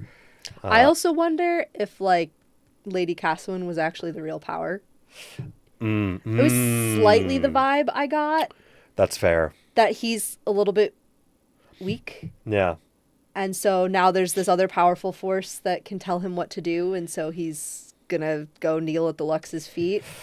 Oh, God. Yeah. You know? Yeah. Oh, I hate it. So I don't know. I see that it. was another vibe I got as a potentiality. Yeah. Yeah. Shit. So basically the episode ends with them getting to like just inside, I think, down into the lower level of the castle. Where Cat talks to the rat. And we have a brief moment where Wick is kind of thinking about Tayor's magic. Oh, yes. And he's like, he can call on the light, but I get the feeling that even Tayor doesn't know what he's really calling on. Which is just interesting to have Wick, the light sorcerer, be, you know, trying to figure out what is going on with Tayor's light magic. But yes, Thimble rolls really high perception, so she sees what's going on and finds the door to the secret underground area. And Cat speaks to the rat, speaks with animals. And the rats tell him, my brethren go in, they never come out, and it does not smell of rot. They go, they don't die, they don't come back. They die, but they don't stink. They vanish, but they don't rot. Yeah. Like, which I'm just like, Brennan just had to like create a rat as an important plot device. Yeah. To talk to Cadigan, of all people. That's the other thing. Brennan is great at voicing rats and mice. It's just like, what the hell, dude? It's weirdly adorable and horrifying.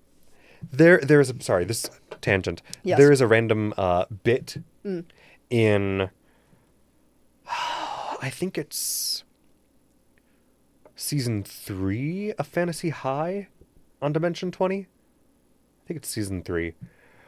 Yes, where the party cast Speak with Animals through some fashion to speak with a mouse that was near the grave of somebody where they were like trying to figure out what happened to this person who passed a while ago, and they're trying to learn information from this mouse who was like, oh yeah, like a bunch of us mice like really like this person because she was nice to us. Oh no. Though all the that might have been a rat. It's like, oh, the rest of her party, like they just came out here to grind experience points killing rats. She was nice to us. Like she brought us back a few times. It was great. And then accidentally making references to, oh, well, you know, when I go back to Mouse City, and they go, I'm sorry, what? Mouse City? I didn't say anything. There's not a secret society of Intelligent mice? of intelligent rats underneath this whole town. No, that would be crazy. That'd be absurd. Like, Brendan, what the hell? I love it. I love it. I got but the what hell? immediate image of like New York City, but underground. Yes. And run by rats. Absolutely. Yeah. Which, again, is why I love the Rescuers. Old like Disney movies. Yeah. Because the Rescuers and Rescuers Down Under, I love just the, oh yeah, there is a mouse society. Yeah. Just immediately one level underneath ours that is just, oh yeah, they're in the rafters. You know, they've got tiny little, like, soup pots made of thimbles. Yes. Yep. We love it. Love it every time. The last note I have from episode 9 is, quote, "This is the dungeons part." Yeah, this is the dungeon part of Dungeons and Dragons. Fair. Yeah. Fair. Gods. So essentially they make their way down into this dungeon, and on screen we're seeing this map being portioned off by construction paper. So we're only finding out what's beyond it as they find out what's beyond it. Love the good visual aid. Yes. We Though know that horrifying Thimble as it is. has found black fur in a cell that is now empty Yes. down here.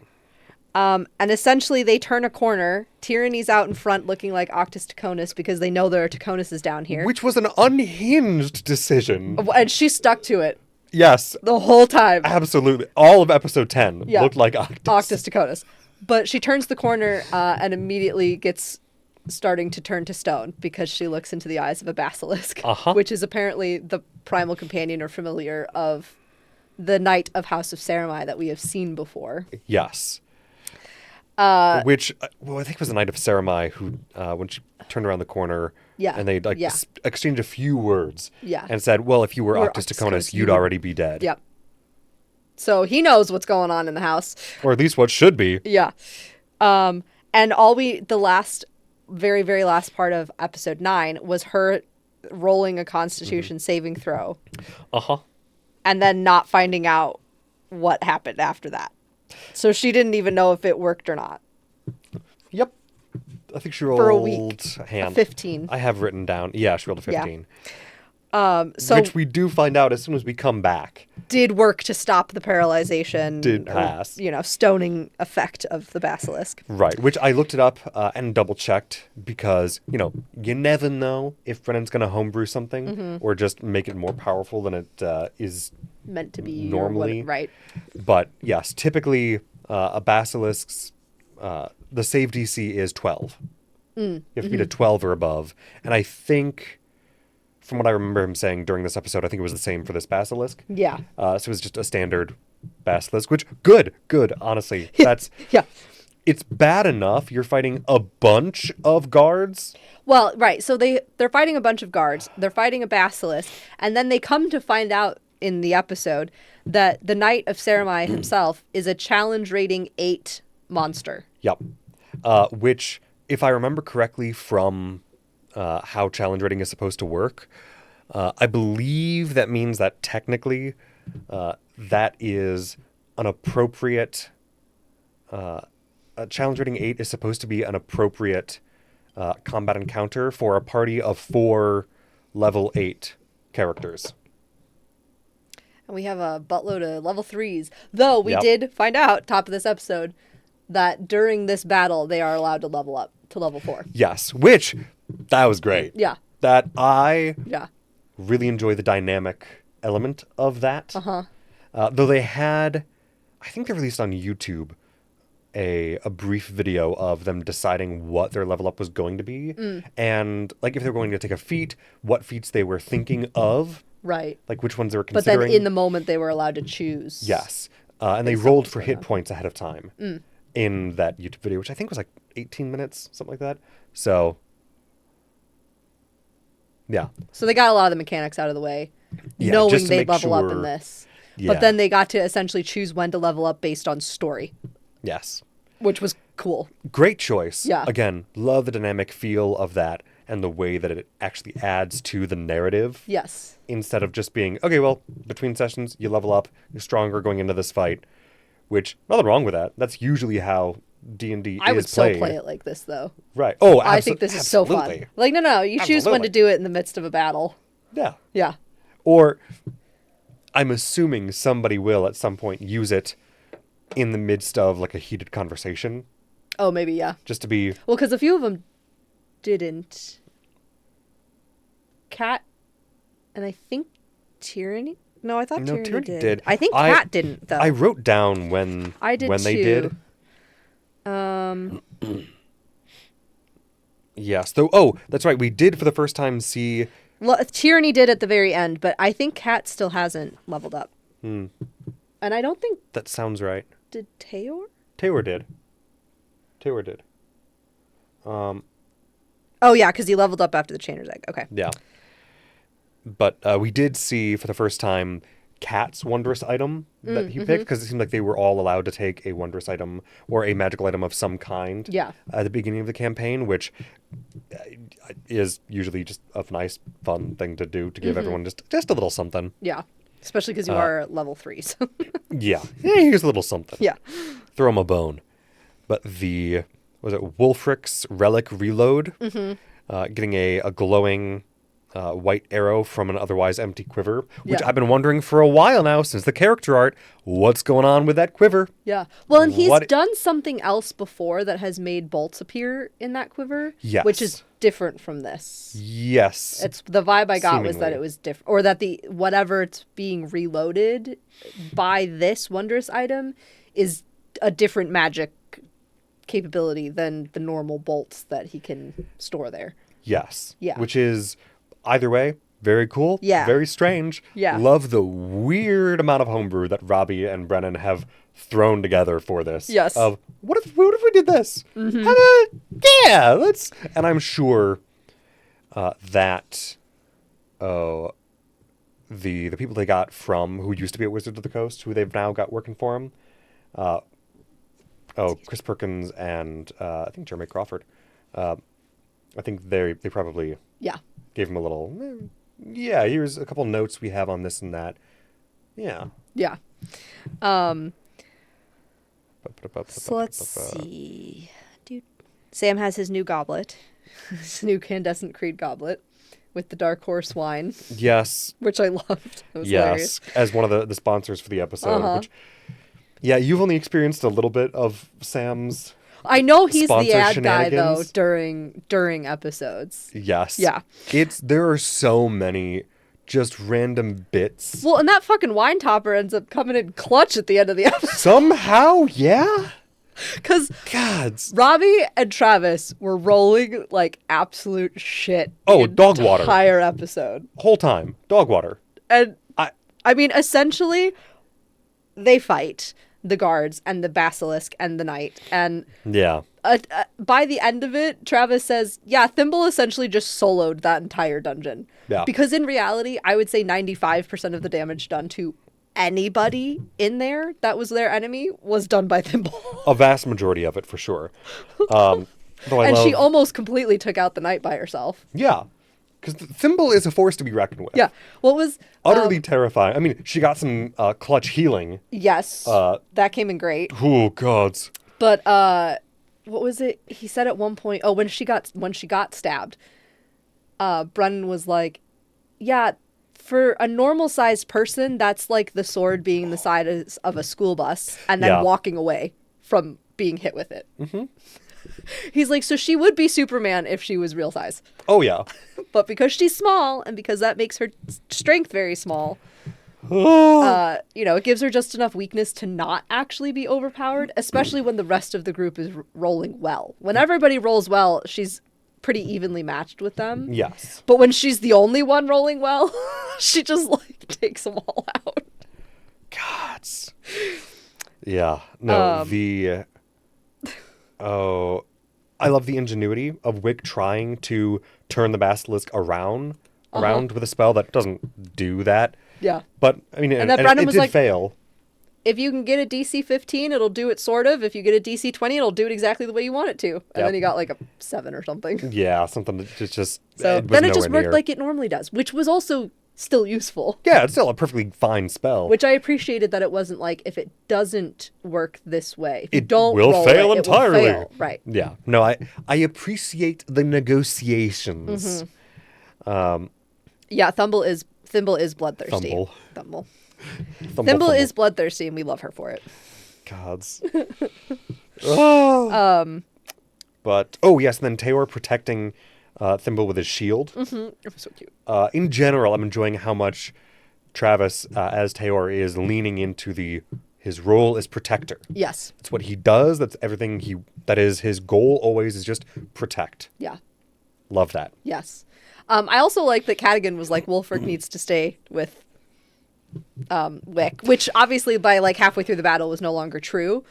But like just please protect the boy. He's and my mom was like, why are they trying to protect Wick so much? And I was like, because he is squishy. He's a glass cannon. He has like no defense points. No armor class whatsoever. Armor class is like I think 12. He also has like has like really powerful magic. So if you can keep him safe, he can do some damage, but you have to keep him safe first. Hence, glass cannon. Yes. He can deal damage. He can't take it. Yeah. That's not even a little bit. And even then, he's also the healer. So, right. Like, at least the primary healer. So if you can keep him up, he can probably keep everyone else up. Yep. Hopefully. So yes, I loved that earthen grasp. What was he called? A luminous lash? Yes. Yes, the luminous lash. Which is a variant of... I wrote it down forever ago. Oh, which spell? Earthen grasp. Earthen grasp. Yeah. I just said that. You just said that. Sorry.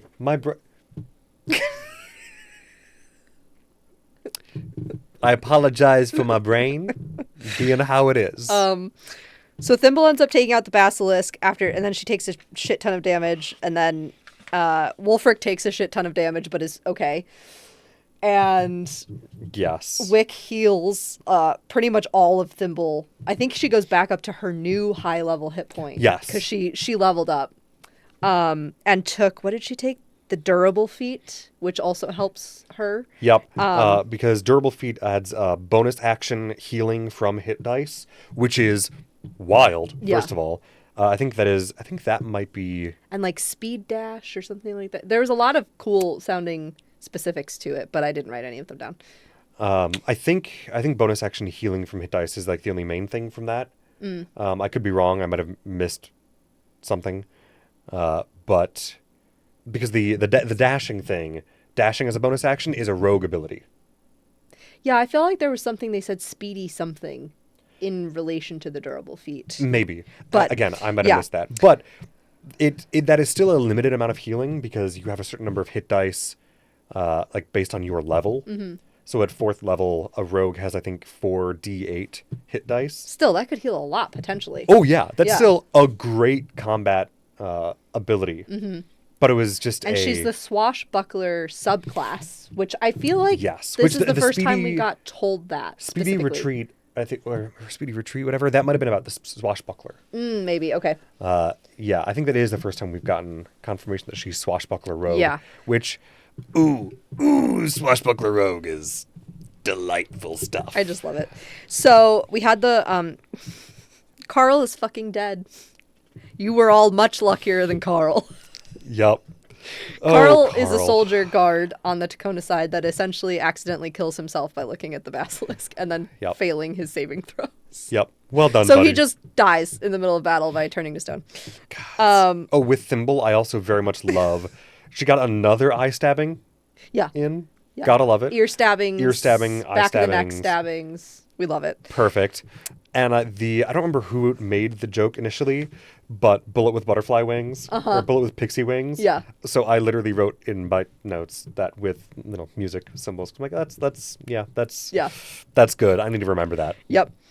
Oh yes, well, because Taylor at that point she was in the cage. Yes. For a second. Yeah. Yes. Taylor tried to use the last of the Chanter's eggs, which is the one that makes everybody sick, and then it essentially ricocheted like a boomerang right back to his hand because you have to smash it at your feet.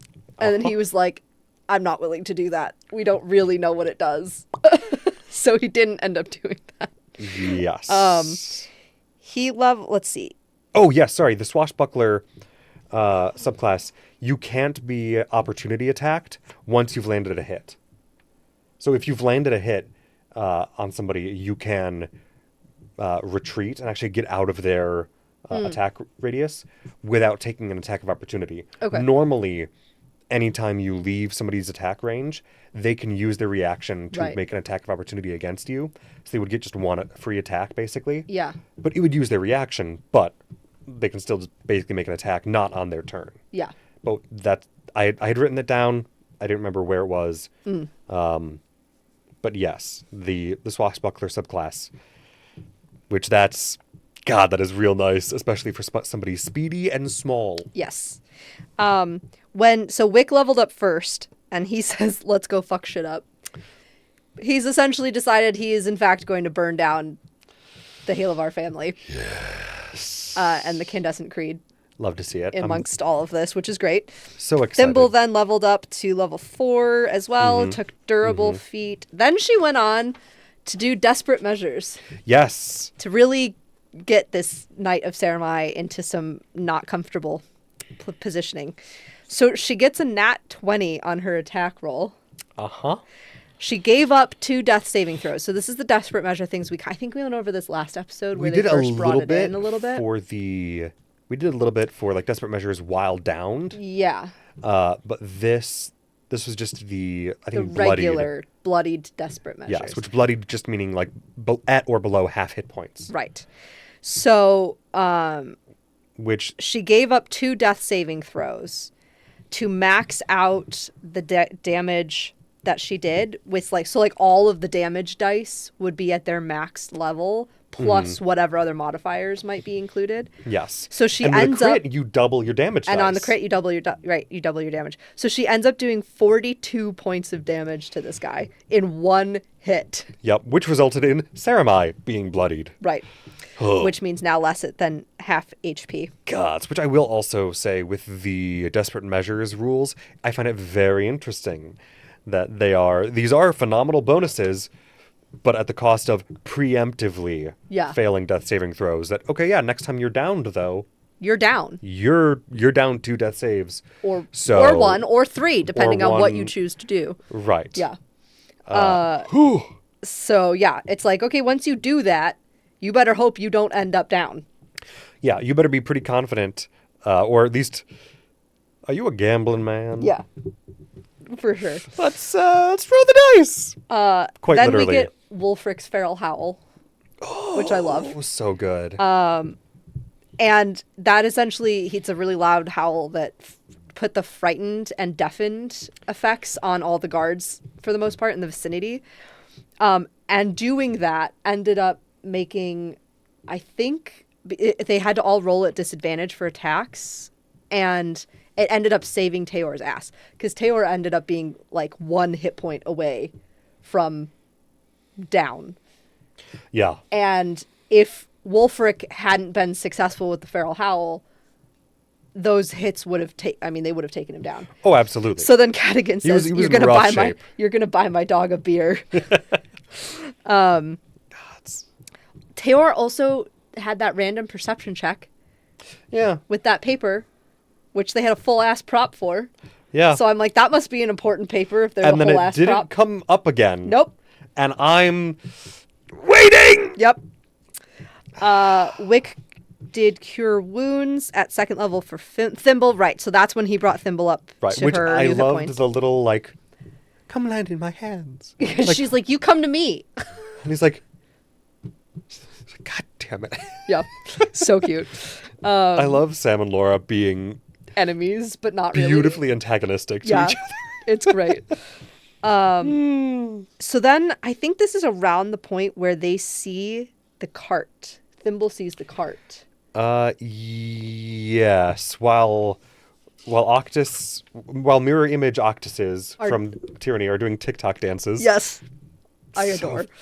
God, it's ridiculous. I love it. Oh, that's right. I'd written, I like that we can rely on Tyranny and Whitney to bring levity to all the combats, regardless of how dangerous and terrifying and serious any of the combat encounters might be so far. She just makes it hilarious. A bit of levity. Yes. So what we've learned is most likely the Taconuses are turning people into stone. Yes. And then taking them out of this dungeon.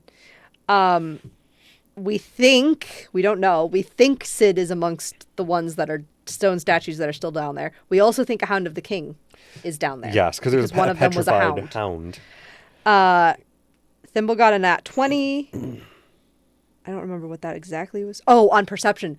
So this is the other reason we think that the Golden Orchard is probably in dire straits. The Knight of Saramai is wearing the arm bracers of Calowin Royce, who is Aranessa's younger brother. Right, Lady Aranessa's younger brother, which were a gift from the Fae to Calowin. Mm-hmm. Thimble has landed on those bracers before when they've been on Royce's arms, and now they're on the Knight of Saramai. So that's not looking great. No. That's not looking great. No, which, it's further confirmation of the fall of House of Royce.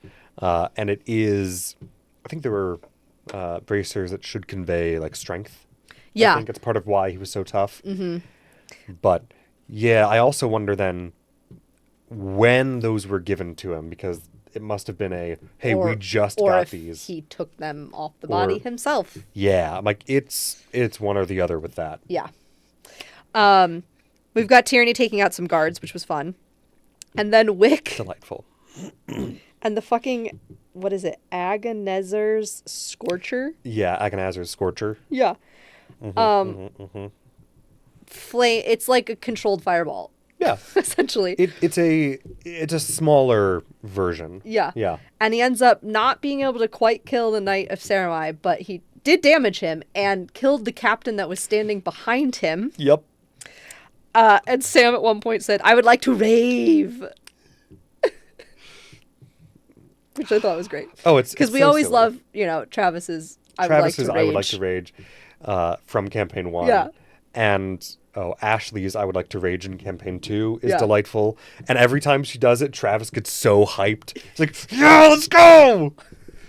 Travis Beautiful. is the best background wing person. He's a great hype man. Yeah, because he's so involved in what's going on, no matter what's going on. Oh, yeah. And so he catches all the funny little shit. He catches all the serious things and reacts. Mom and I were talking that it was nice to see him and Laura interacting with each other and freaking out together and whatever. Because they really thought they were screwed on this episode. Oh, absolutely. In this battle for multiple points. For most of the battle. Yeah, it was an uphill battle almost the entire way. Yes. There was never a clear yeah, we've got it until the very end. So then Wick levels up and takes the tough feat. Yes, which just gives +2 hit points per character level. And that goes through all future levels as well. Because he needs all the help he can get with that. Yep, because sorcerers only have a D6 hit die. Yeah. Which is the lowest hit die you can have in part of why he's squishy. This edition. Yes. I mean, hey, I will be forever grateful as somebody who loves sorcerers and wizards that currently it is a D6. Mm-hmm. In AD&D, it was a D4. Oh, jeez. Yes. Eek. Yes. Yeah. It was bad. And also, sorry. You know what? Yeah, sorry, just while I'm thinking about it. I know, I'm sorry to interrupt, but I had mentioned last episode. Yes. About... That was a month ago, dude. I know. What we talked about last episode. There was one thing I mentioned last episode about Fireball used to be different. Oh, yeah. And volumetric instead. Uh-huh. I did double check that in the intervening month. And yes, in AD&D, it was volumetric. There was there was a certain area that it filled, but it was 33,000-ish cubic feet. And if it needed to expand to fill that 33,000 cubic feet, it would. It would. Good. Yes. So then Cat, by the way, Wick is unconscious at this point. He's down at 0 hit points, prone. Thimble's on top of him. Tayor's trying to make his way over.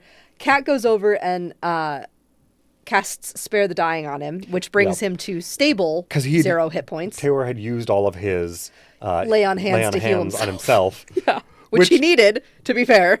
But also, ooh, that sucks. Well, I love it because Cat's like, I'm going to heal my dog.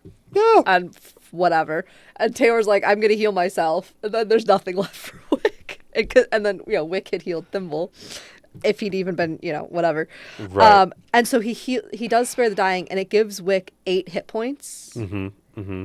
And then he is immediately attacked by a guard and takes him down to 0 points again. I literally wrote down exactly. Brennan immediately downing Wick again, not realizing he had exactly 8 hit points. Yeah.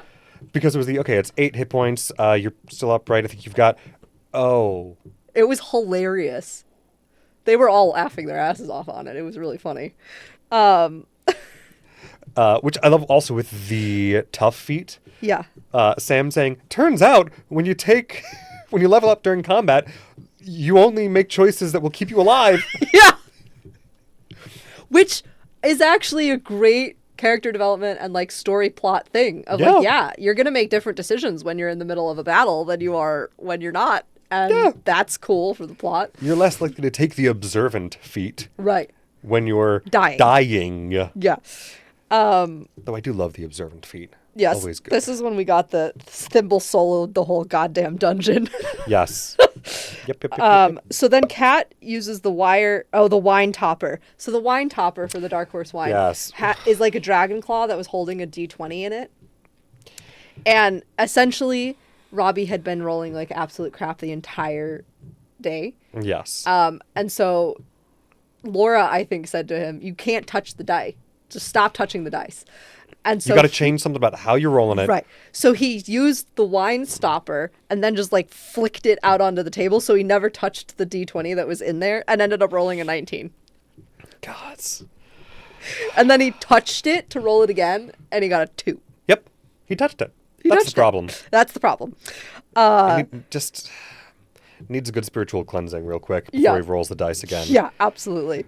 So then we had Tyranny level up to level 4, and she took the lucky feat. Yes.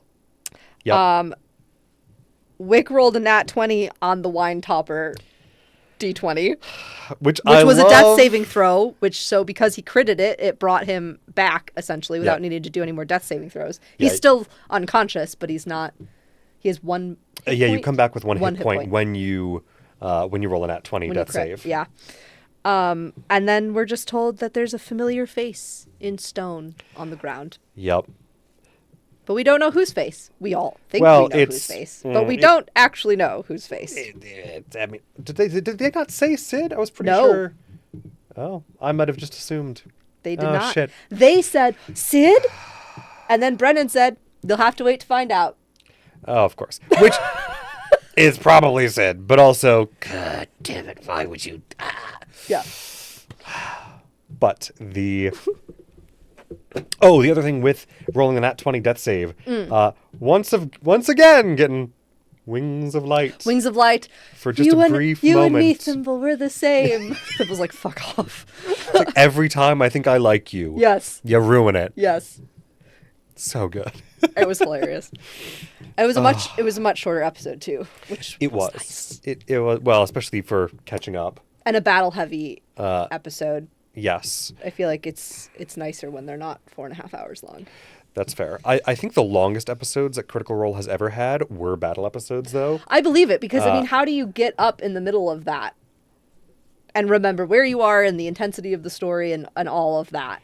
No. Their Campaign 1 specifically had an episode that I think it went like 6 hours. Oh, Jesus Christ. 6 or some... I'd have to double check what the longest episode they ever released was. Mm-hmm. I think it was a battle. But I know that like one of their longest ever episodes was a Kraken fight. Because it just kept going. And it just kept, like, things kept cascading, and they kept getting better and then getting worse, and, like, just, it was rough. Yikes. I mean, I totally can imagine playing for 6 hours, but also... You need just go take like, a good nap. Not talk to anybody for 2 days after that. No. Like, take a nap for a week. Yeah. And I say this as somebody who cannot nap because naps always make me feel horrendous unless I'm actually sick. Oh, I love naps. If I'm not sick, naps make me feel sick. Oh, that's too bad. It does. It does suck. That's sad. I wish I liked naps, but also I don't have time for naps anyway. It's fine. So it's fine. It works out. It's sad, but it's fine. Yeah. No. Big fan though of the various wonderful character decisions in combat. Yeah. You little. It's fine. It's fine. It's fine. It's fine. I'll fix it on the next row. It's not actually a problem. Yeah. Yeah, no. I think that's about it. I'm excited to see where we end up this Thursday. I was going to say, do you have any major predictions that we haven't already gotten into? Because we've been kind of getting into it a lot. No, I think we got into went. most of them. I could see us finishing the Sid storyline with the soldiers. After this break now, I could see us going to the schemers for a bit. I would suspect at this point anything more with the soldiers table wouldn't be more than an episode or two before we switch, just because we're kind of starting to finish up that storyline. And I feel like the next bit of vengeance for Thimble will be House of Royce related stuff. Yes. But like more pressing perhaps is the Candescent Creed Antimony that might need to be like Wick's storyline might need to pick up a bit next. Yeah. With the soldiers. That was the other thing from the beginning of the episode when Thimble was mentioning that she doesn't feel as good as she thought she would after killing Kaz. Mm-hmm. That the unfortunate but classic trope of revenge is never the balm you think it will be. Yeah. But still handling it pretty well. Mm-hmm. And just still removed a bad guy from the world. Right. But still sucks. Yeah. So those are kind of my predictions on it. That's fair. I think I've already made basically everything I had. I'm just trying to think of this. Part of why I'd like it to be the schemers, potentially. I mean, I would like confirmation one way or the other of whether or not we have saved Sid. Oh, of course. Obviously. But I also am very curious about the King Gus ending up in Dol Makyar. Yes. And what that is going to be like. Yes. But no, the way that the way that the episode 10 Cold Open ended makes me think that we are going to the schemers next. Yeah. That is my assumption. Yeah. Right? Would be mine as well. Having them all sitting around planning. We've gotten much more plot in their cold opens than we've gotten from the Seekers cold opens, which have been much more just like, this character is a basic flavor. check-in. Yeah. Yeah. Check-in and character flavor, right. Which is great. Uh-huh. And I love it. And I want to see more. But also, I'm nervous about the schemers. What'll be really interesting, regardless of who and when we switch tables, is, at this point, we now have more knowledge about the Soldiers Table characters and their backstories a little bit and their magic a little bit, and they've leveled up and whatever. And so at the same time, it's like you don't want to leave them because right now they feel like our campaign team, like they're who we've been focusing on for the last 6 episodes. Right. But so, we love them. And obviously Laura Bailey is amazing. And I like all of them, but. Oh, yes. But it's understandable. Bloodthirsty Tinkerbell is my vibe. Yours? Mine? No, I never. And the wolf? I mean, come on. No, of course. But between the wolf and the murderous fairy, there was never a chance. No, not for you. No. The only reason why I love Octus, and I love Ashley Johnson's character, Oh, Valus Valus. Yes. for the Seekers so far. And I love Hal. Mm. I like all of the characters, don't get me wrong. But those are the ones that I have like... They've got their hooks in you now. Yeah. Uh-huh. Uh-huh. No, that's fair. Yeah. Yeah. So, no, I don't really think I have anything prediction-wise beyond that, but I'm curious to see where we end up. Yeah. Yes. Very intrigued to see what comes next. Have you seen our calendar in January? I have. It's all bad. What do you mean? We'll figure it out. Yep.